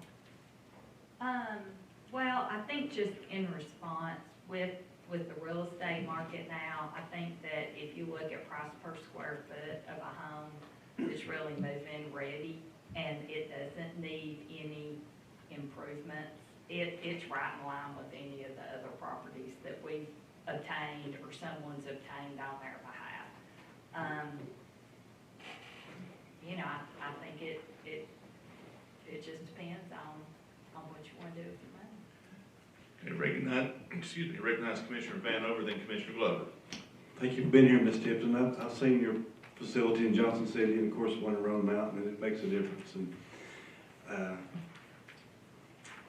I've told people many times, this is the worst problem we've got in Sullivan County is addiction, so I hope we can find a way to make this work out. But I'm trying to find a way to make it work out, but the relationship between what you do and the county, is it year to year, on a year-to-year basis? So just, for instance, if this didn't work out and things were just not going right, I mean, is it a year-to-year thing, year-to-year program, so we could give it a chance and see how it worked? The budget that we put together was actually for 18 months. Okay. Just kind of a startup, get things going. It is a one-time ask of money. All the money that we get at Families Free, including a reoccurring, hopefully this year, appropriation and governor lease budget, other funding that we get from different departments, it's year to year. We have been very successful in obtaining money over the years, but it's a year-to-year ask. So we would report back on this money, and the money that we've asked for is to fund the treatment that's happening at Providence Medical Clinic. It's to fund some of the outreach that we have at the health department, the work we do with families in the Department of Children's Services. So the money that we requested would be to run the house, but it's also to run a bunch of other programming that directly impacts people affected by opioid use. And one other comment I would like to make, while I 100% appreciate wanting to spend as much money as we can on people who are law-abiding, contributing citizens, these children didn't ask to be born into the circumstances that they're born into. And if we as a community don't provide a path out, we're going to end up seeing this repeat and repeat and repeat and repeat. I've seen the result of your program is great. It needs to happen somehow, somewhere. So good luck. I mean, we'll try to find a way to make it work. Recognize Commissioner Glover, then Commissioner Crawford. Thank you, Mr. Chairman. Ms. Tipton, thank you for coming. And I know you got a hard job. I'm sure it is. I'm sure it's stressful. I'm sure it's hard. But you said a minute ago something that caught my attention. You got a 90% success rate? Yes. So when you're talking about putting 8 to 10 women in this house over here, in 14, 16 months, they'll have a job, they'll have their kids back, and everything will be smooth, and that's what you're saying, okay? You mentioned the men, and David brought this up, the facility in Roan Mountain is just for men. I think there's women. Is there women at Roan Mountain too? There's only men at Rome Mountain, 67. There is a female facility in Johnson City. Families Free runs both those facilities, but the men have capacity for 80 because we were able to have the use at no cost to our program of that big old prison in Rome Mountain. For the women, we haven't had that luxury. We're coming around to people like you saying, help us find some things for the women. So yes. How many people from Sullivan County is in Roan Mountain? Judge Goodwin may have a better idea of that than I do, but there's a lot. I mean, there are a whole lot from Sullivan County. Judge Goodwin's up there every other Wednesday. We're all up there till 8:30 or 9 o'clock because they see the docket for the residential court after they finish their day on the bench. So, I mean, I don't know off the top of my head, but there's a lot. Families Free also has provided evidence-based classes for men and women in the Sullivan County Jail with a grant that we get from OCJP. And that allows us to have a lot of access to the jail to promote it. Sheriff Cassidy promotes it. So, I mean, anybody in Sullivan County Jail that shows any interest, we get them assessed and they have a good chance of being up there. Well, I don't have anything against your program. I think it's a need. And as long as it's a direct problem, there's going to be that need. But the problem I've got is where it's going to be located. That's the problem I have. I don't want to put these folks in this situation. I wouldn't want it beside my home, and I wouldn't want it in the community. It's just the wrong place. And that's the only problem I've got with it. I know y'all do all good work. I know these women want their children back, and I know they want to spend time with them. But I also, like I say, I've got to look. This is not my district, but it's the Sullivan County seat. It's where I come to commission meetings. It's where I come for pay our taxes. It's where we come to do things for the county. And I just don't think the citizens of Sullivan County would want us to put this 90 foot on the courthouse. So thank you. Commissioner Crawford, then Commissioner Harvey. Thank you, Chair. The other properties you've mentioned in Washington County and Carter County, how does this property compare to those properties that you're working in currently? Pretty similar. I mean, we were able to find a home in Carter County. Off the top of my head, I can't tell you exactly how many square foot it was, but we can house up to 8 women and kids in that house, just depending on the configuration. And it was ballpark per square foot about the same price as this house was. The house that we have for the 12 women in the Northeast Regional Recovery Program, it is a comparable, we have 12 women in that house. The new house will have 6. One of the properties we have was a 5-unit or 6-unit apartment building, and we did some renovations on that to make it 5 apartments and then 1 community room. We have a house on West Market Street that's just a home in a residential neighborhood. So, I mean, I will tell you, we've never had one bit of problem with our neighbors. And I would just offer, there's a lot of different kinds of homes that people can live in. And the homes that we do are incredibly nice. I mean, they're as nice as a home as anybody would live in. And the standards that we set for the women that live in our homes are really high. We teach them how to present yourself well, how to act. They're not going to be, I would just offer wherever we had a home, we've not had people be nuisances to the community either. Now, I will tell you, that don't mean they wouldn't be here, because I don't know the future. But if what we've done up to this point is any indication, we've not had one bit of problem. Well, I don't question the program, Right. and I don't question the outcome. It's just, is this the best location for what we want for Sullivan County? And I will tell you, as far as what you all want for Sullivan County, I can't answer that. But when I look at this property and I see they can go right up to the health department and get their health needs met. If they have children that are involved with DCS or need counseling, the Children's Advocacy Center is right up there beside of the health department. There's several places they could work. Like Joyce said, there's several churches. We do require the women, they don't pay anything, so they have to follow all the rules. It's a voluntary program. They do have to go to church. There's churches there, there's a daycare there.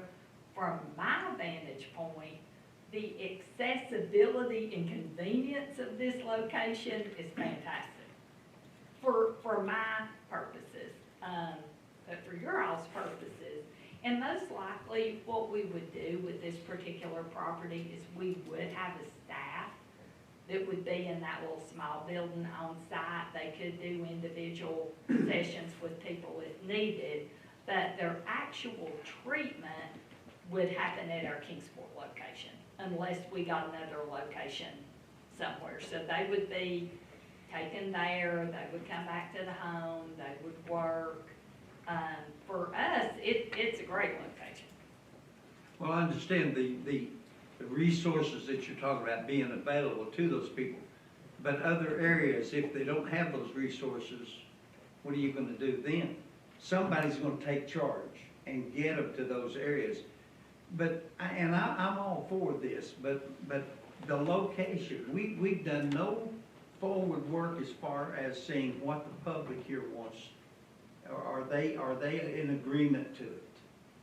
And we don't need to stir up another strife in our community by putting something here that the community is not involved, have a say in it whatsoever.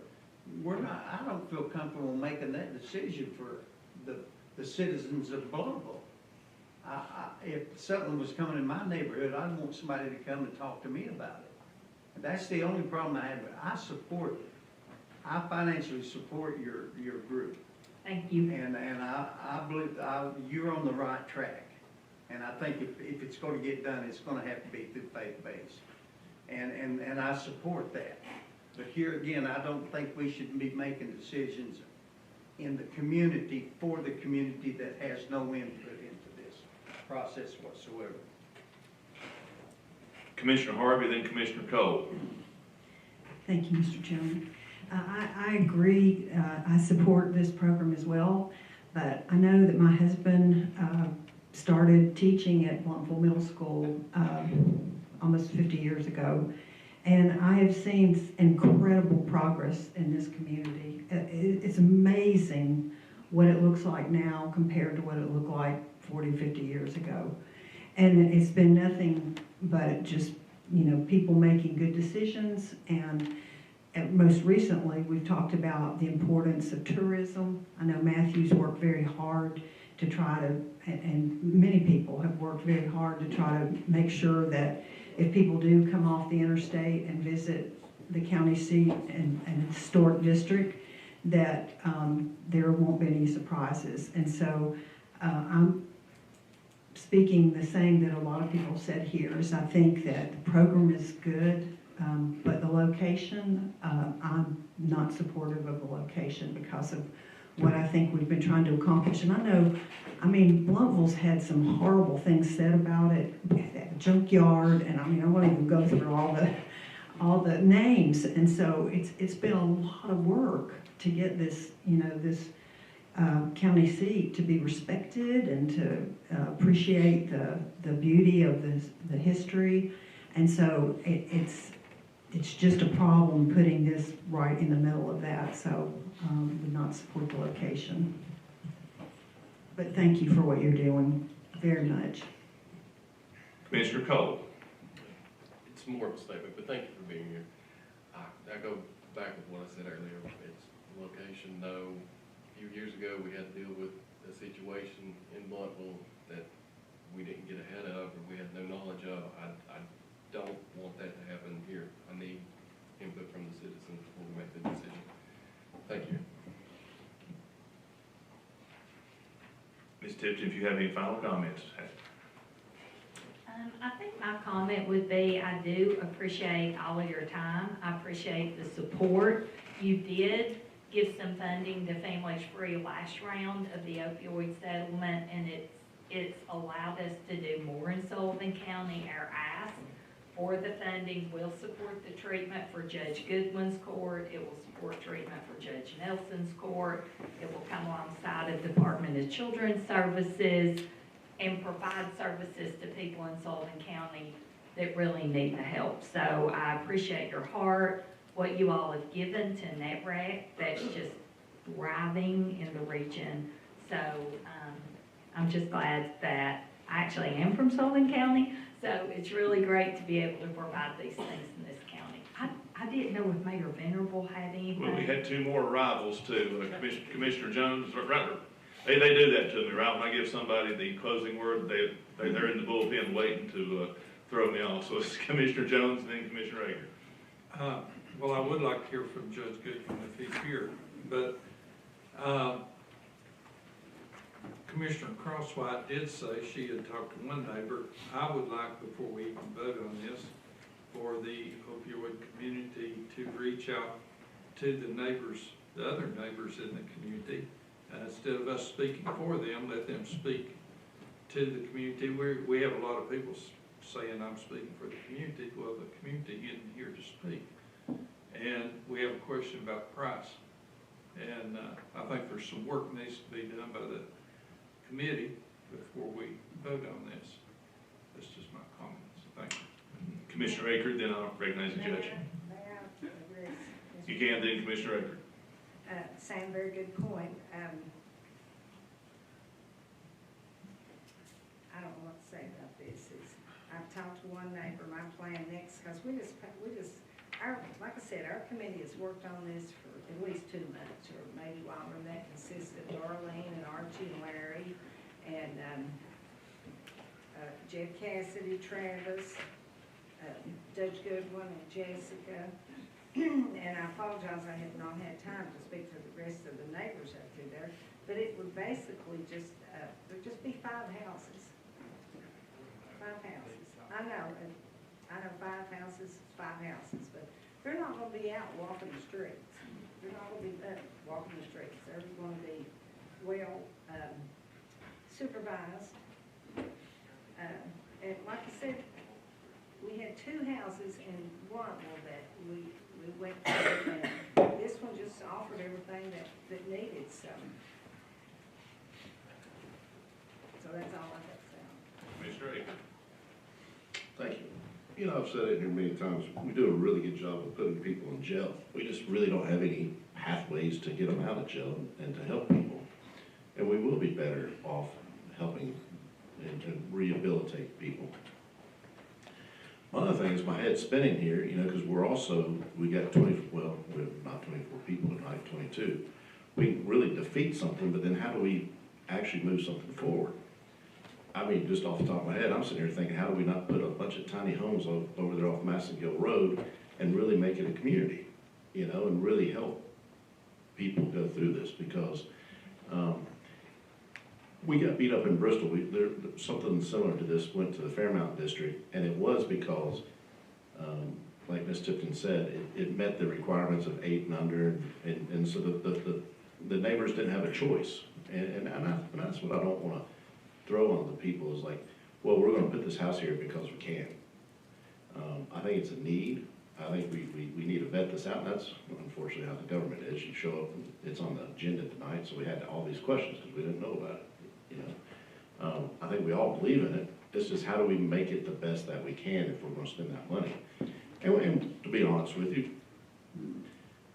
we all know, with all due respect, Judge Goodwin's got pretty good cachet in here. You know, everything works that he comes up with, and he works hard to do it, and he's very passionate about it. And it's I think the program's gonna be a great program, but yeah, I don't think I can go with that house. And I haven't even seen the house, but it's, you know, there's an article in the paper the other day, and I know this is, Mayor Venable is very passionate about. Bluffton's the only unincorporated county seat in the state, you know? And so we have worked hard on Bluffton. This shouldn't distract from Bluffton. We should want to help these people, just maybe not right here in the downtown and everything. So I'll turn it over to y'all. Judge. Well, I'm a resident of Sullivan. I'm telling you right now, if we don't get, and I'm gonna apologize, because I'm doing everything I can right now not to lose my temper. And I'm doing everything right now not to let Clark County that's in me come out. But I'm telling you, if we don't do something, there's gonna be blood on our hands. That's the bottom line.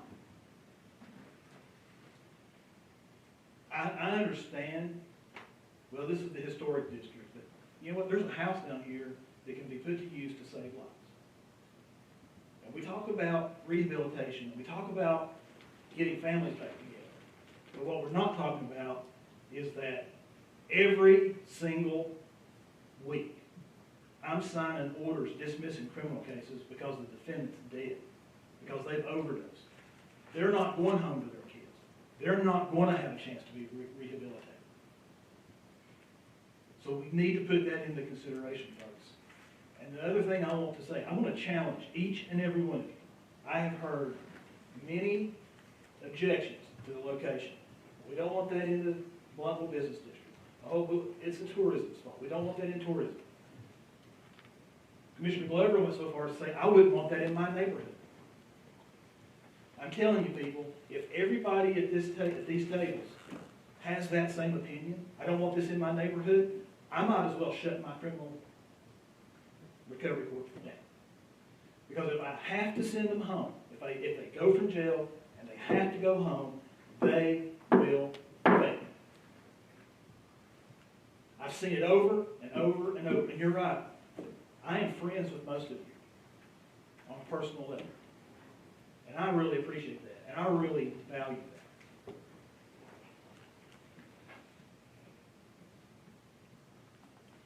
How much blood do we need to see spilled?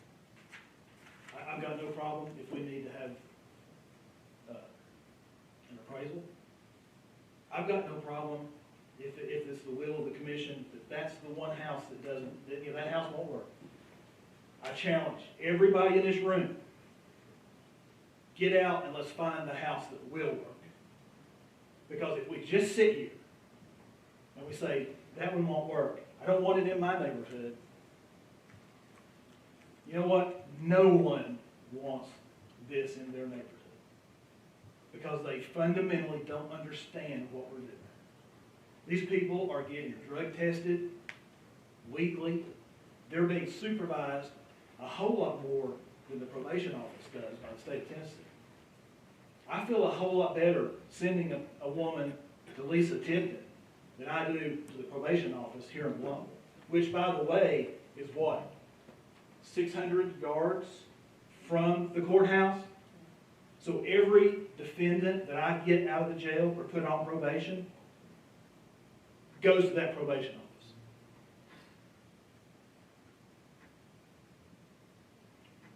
Y'all need, I love each and every one of you, but we've got to come together on this. We've got to find the place.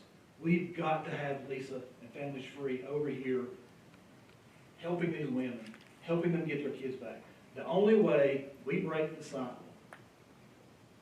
that Mr. Gilly was in here talking about today is through her program. If we can't get mama right, we will lose the children. And it's not up to grandma and grandpa. Because I can't tell you how many times over the last 10 years that I've had grandma in the courtroom because son or daughter's in prison. She's 70 or 80 years old, and she's having to raise a 10, a 9-year-old. We're not serving the citizens of this county if all we do tonight is say, we don't like the location, you're not going to spend that money. We're just going to let it sit there in the bank. I'm speaking from my heart tonight. And I'm not saying things that are politically good for a career. And I frankly don't care, because I don't want the blood on my hands. If y'all have any questions, I'm glad to answer them. The other thing, and I promise I'm going to leave. We just sent out graduation invitations to each and every one of you. We have invited you to come to the recovery court to see how it works during court. I know you're busy. We've invited you to come to Rome Mountain, and some of you have. If you really want to see what we're doing, come visit us. There are literally a handful, 3 or 4 of you in here who, if you don't come to every graduation, it's almost. And there are the majority of you who have never darkened the door. I appreciate your saying that you support the program, but you've got to go farther. You've got to show action. And I'm going to put that challenge down to each and every one of you. Commissioner McMurray, I'm going to recognize you real quick, but Mayor Venable is coming up next. Go ahead. Just a couple of questions. It looks like the location is what everybody is really hung up on. I mean, does it have to be walking distances to church, to medical, to health? Or is it, or do you all offer maybe some way that of transportation, like if it wasn't in the business district? We offer that transportation with all of our other houses to the degree we need it. We have found the home that our most recent home in Elizabethton, it is downtown Elizabethton, so the women can walk to treatment, they can walk to the health department, they can walk to a food city where some of them are employed. It makes the money go a whole lot further if they can do that and they kind of integrate in the community. It is an imperative. 2 of our other houses, there isn't anything but Woodland School in Johnson City in actual walking distance. So you're looking for a location that's centrally located then, to all of these other services? It makes the money go further. Okay, all right. But we have others that we drive them all over town, and we can do that. Well, I guess then, tell me that, how much more expense is it for you, your organization, to travel these individuals, women, men, to all these other places? I mean, will we be asking for more money from the opioid fund just to get to these places? We factored all that in for 18 months, and if the money goes further than 18 months, we'll leverage anything else we can get from anybody else to kind of make it go further. Okay. But right now, Families Free has 85 employees. We have an office in Johnson County, in Kingsport, in Carter County, and in Johnson City, in addition to the homes that I described. So we have people and basically a small fleet of vans. At Rome Mountain, we take those men back and forth to their jobs. And they pay back tens of thousands of dollars in fees and fines, child support, driver's license, send money home to their families.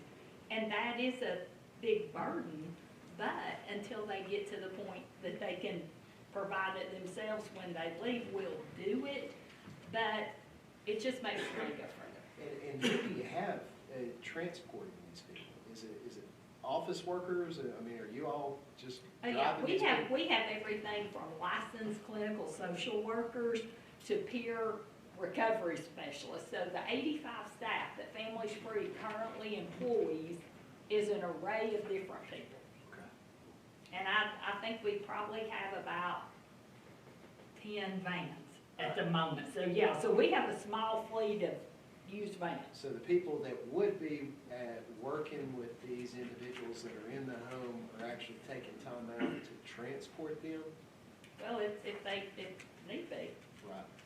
And so their services would be better used if they were in the home, is that right? it would just make it go further. Mayor Benham, thank you for being here. Thank you. What a great discussion. Tip, I appreciate you being here. And Judge Goodwin, you're always here in Lawton.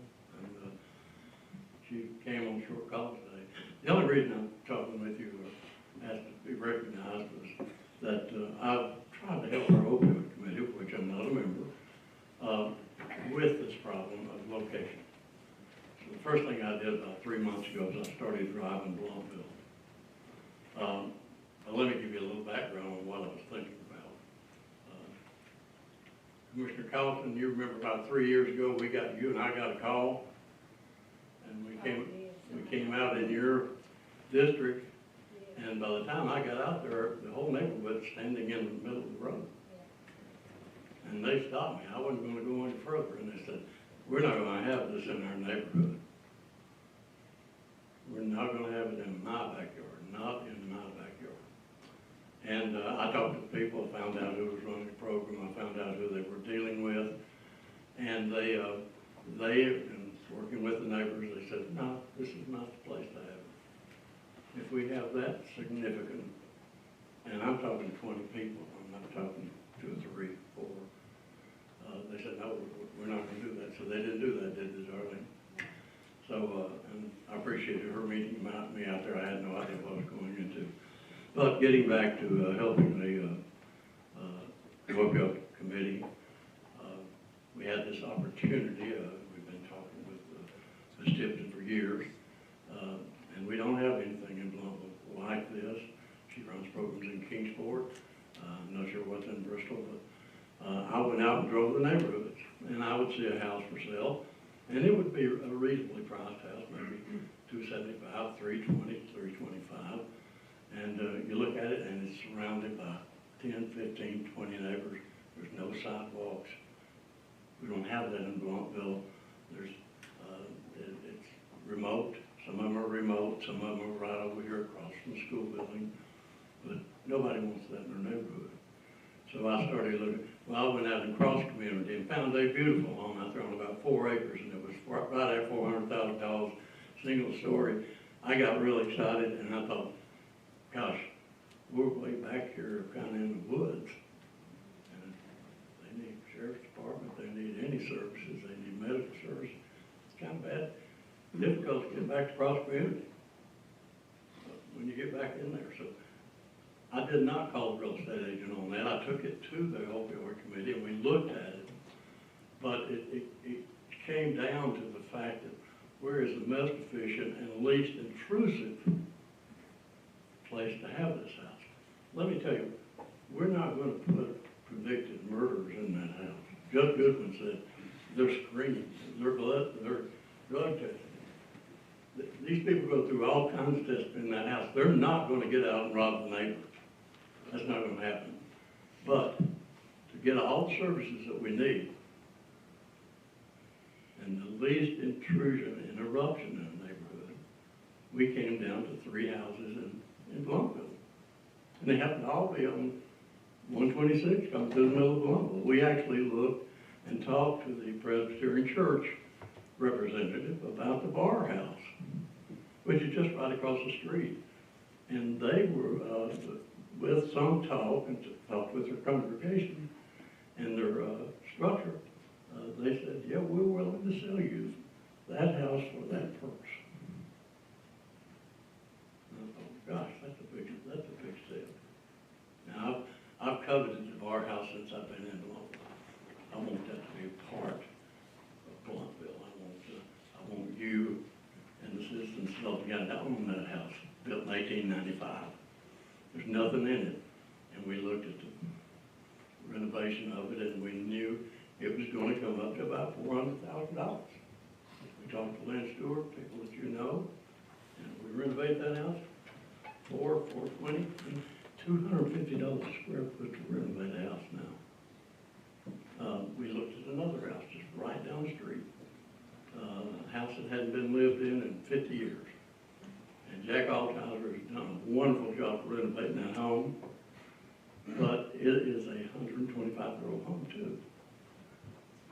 And it's, nobody's lived in it in a while, so, but Jack's done a wonderful job, he's gonna sell it, he's given us a punch list. And, he wants $383,500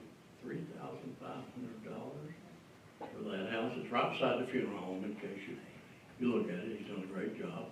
He owns the two houses across the road, he's gonna renovate them too, also. But we looked at that, committee looked at that. Ed Bush, the chairman of our Historic Preservation Committee, lives in the Bush house, I think the Snap Fane house. Anyway, he renovated that. That was built in 1900, I believe. It said, and he had it priced at $585,000.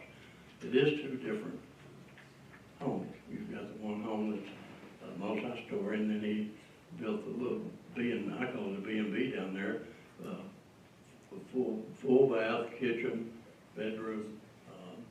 But I thought $585,000. That's a lot of money to me. And I invited the opioid committee to come down and tour that house. Invited the opioid committee to go down and tour the Eanes house. Invited them to go tour the Bar house. And quite honestly, I was taken with the Snap Ferris Ed Bush home. It is on multi-story. And I asked Ed had moved just up the road. And I said, Ed, there's still furniture here. And he said, if you decide to buy this, I'll leave it furnished. It's about 50 grand. I can tell you what's in that house. Big 50 grand. So you knock off the 50 off the 544, it gets a little more reasonable. You throw in the B&B, and it gets a little more reasonable too, because that thing costs about $70,000.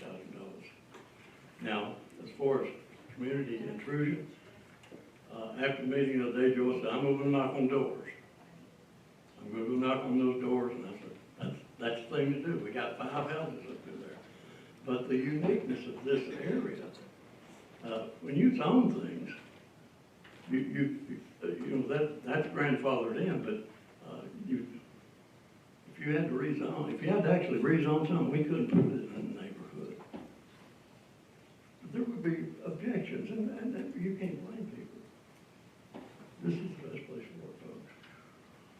Dwight, you mentioned that it might not be the best configuration. I think Lisa saw it and thought it worked very well. I take her word for it because she's done this a lot, because she knows what she needs. So I'll be happy to answer any questions. It's not a matter of money. We will get money, I believe, through 2038. It decreases. But we have about $1.3 million right now in the abatement fund, I believe, that has less restrictions. We have another fund that we spent down that has more restrictions. We will get $650,000 in March of this year to replenish that fund. We haven't turned any for-profits down. Nobody's not getting service because the opioid committee has not heard their case and funded it. So don't feel like you're taking money from something else. We've checked Nashville, Memphis, Chattanooga, Knoxville has used opioid money to buy facilities. That was the first thing I wanted to check. I said, what if we buy that thing and they don't allow it? We checked it. 4 major cities are doing it, other cities are doing it. And it gives permanence to the program here in Blumpville. I think it's something, quite honestly, that I would be proud of. You mentioned I have a passion for Blumpville. I really do. I really do. When I leave, I ain't leaving. But I think it adds to Blumpville, to the people here, that they are passionate about helping other people. They host you every once a month or twice a month, or some of you 5 times a month. And Blumpville people are very welcoming. The church is welcoming us. Presbyterian Church was willing to sell us their property and have this here in Blumpville. I thought that was amazing. That was amazing. But anyway, I'll answer any questions. And I'm not advocating for any one thing, I'm advocating for what I think, what in my, just my opinion, just like you've got an opinion, that is the best thing for us to do. Thank you, Mr. Chairman. Thank you, Mr. Mayor. Thank you, Ms. Tipton. Commissioner Crosswhite, do you wish to roll items 12 and 13 to next week's calendar? Yes, please, and may I make a couple more comments? Thank you. Yes, ma'am. Ms. Tipton just mentioned that one in Johnson City is next to Woodland School. I mean, they're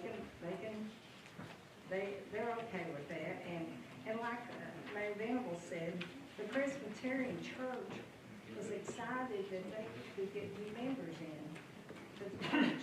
Now, these people might decide to go to the Baptist church, Presbyterian, they got Baptist, but Presbyterian, they're opening their arms. They have these ladies come in and help them. So, yeah, let's roll it over to next month. I will check with Next week. Next week, on my head. But anyway, I will. I mean, you can roll as far down as you want. But, another thing, we talked about education. Part of the opioid funds did go to Northeast State to help these people get their GEDs. We've given the Sheriff's Department 2 free trial. We've done that twice. We furnished a nurse for the Sheriff's Department. And these people come back, and we have them to come back and explain to us how we're spending this money. And we're not gonna have to give any of it back, but, Hunter, I will get someone to do appraisal. We'll try to get somebody from the county to, inspect it again. And you all think about it, and we'll go from there. Thank you, Commissioner Crosswhite. Commissioner Crosswhite rolls items 12 and 13 to next week's regularly scheduled commission meeting. Without objection, recognize Commissioner Ireson on item number 14. Chairman, if you don't mind, I'll put 14 and 15 together. This is the reason that Mark Corbett had to have knee replacement. He's been running around doing all these different things. Okay. 15, actually, John brought around a memorandum of understanding that's actually for the Wise County one, which is 15 and 14. This is a great thing for our recycling program. Both those communities will be delivering it to us. He's going to be able to process it. It's something we should be proud of because of the way that we're doing a lot of our recycling now. Mark Corbett's doing a great job taking the lead and really being a whole area lead on this. Already had a couple of people ask to be co-sponsored on this, so I'll put everybody as folks are affirmative co-sponsors on both resolutions. Take any questions you want, but if there are any questions, I'll go and put them both on consent, but with everybody being co-sponsored. You've heard the explanations on item 14 and item number 15. The floor is open for discussion. Sponsor moves consent calendar for both resolutions. Is there any objection to items 14 and 15 being placed on consent calendar?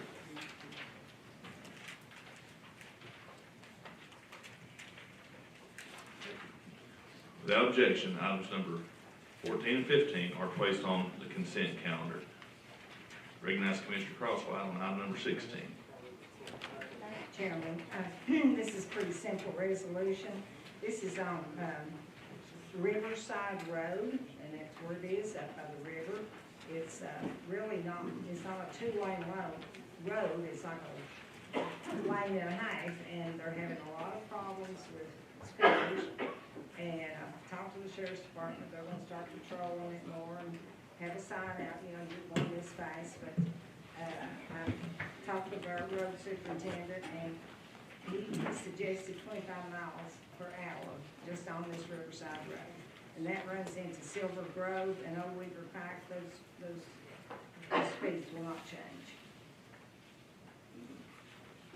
That's it. But I like to put it on consent, please. You heard the explanation on item number 16. The floor is open for discussion. Sponsor moves consent calendar for item number 16. Is there any objection to item number 16 being placed on consent calendar? Without objection, item number 16 is placed on consent calendar.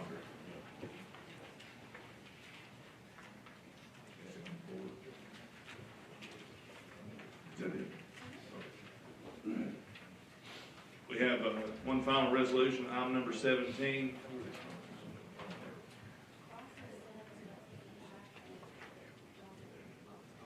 Is that, are you're the sponsor, Commissioner? I didn't have it on my screen here. Recognize Commissioner Cross on item number 17.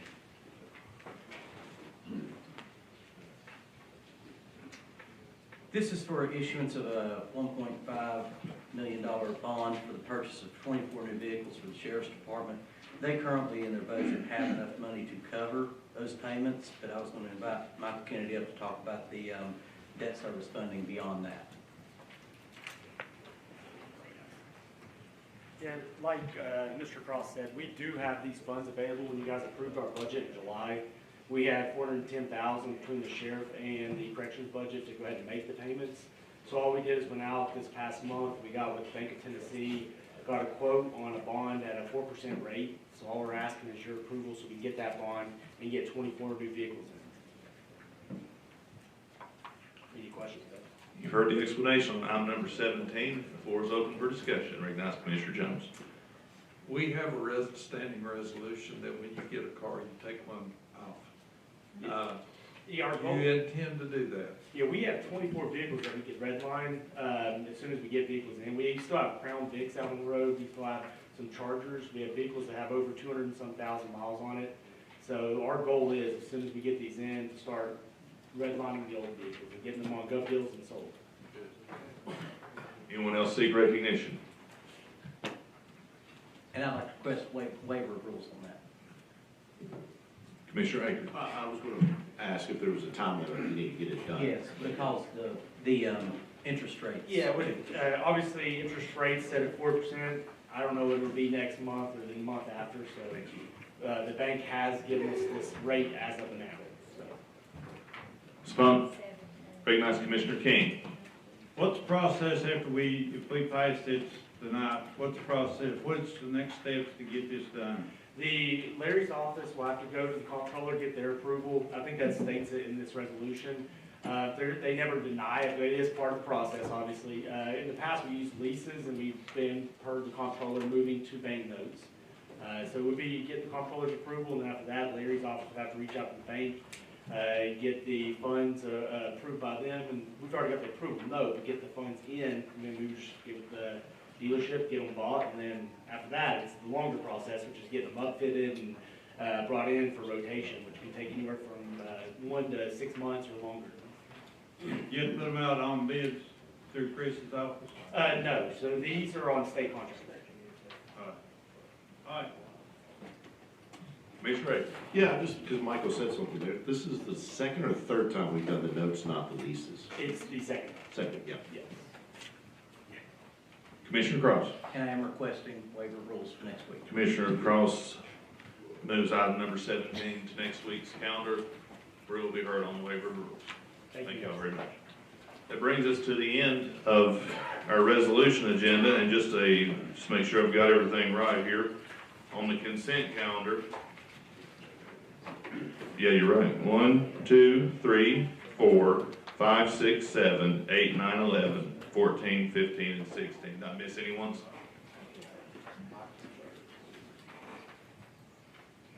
Floor is open for announcements. Anyone seek recognition? Commissioner Akers. That's all right. Kind of wanted to comment, I didn't think it was appropriate earlier when Mr. Gilly was speaking about the juvenile situation in Sullivan County. This has been an ongoing conversation with juvenile judges for felony thing, and I wish Commissioner Ward or Sheriff was still here. Because that's why, you know, a couple months ago we did a MOU with Blount County to be able to house felony underage juveniles.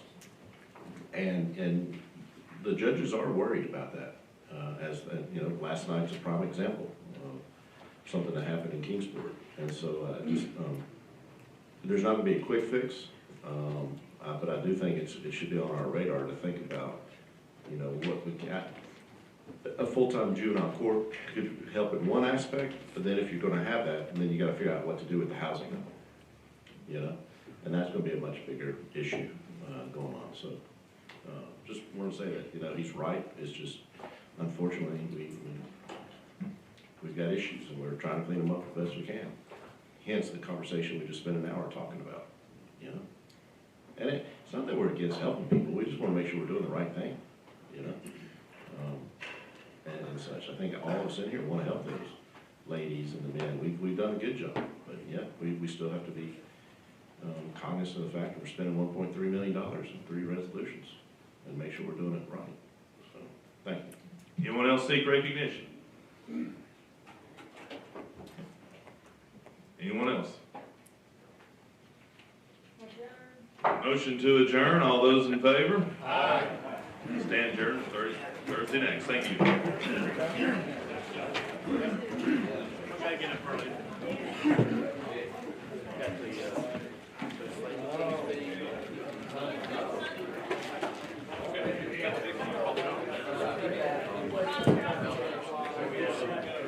Joe, you're not talking to me? Hey, don't put stuff in the crackers, dude.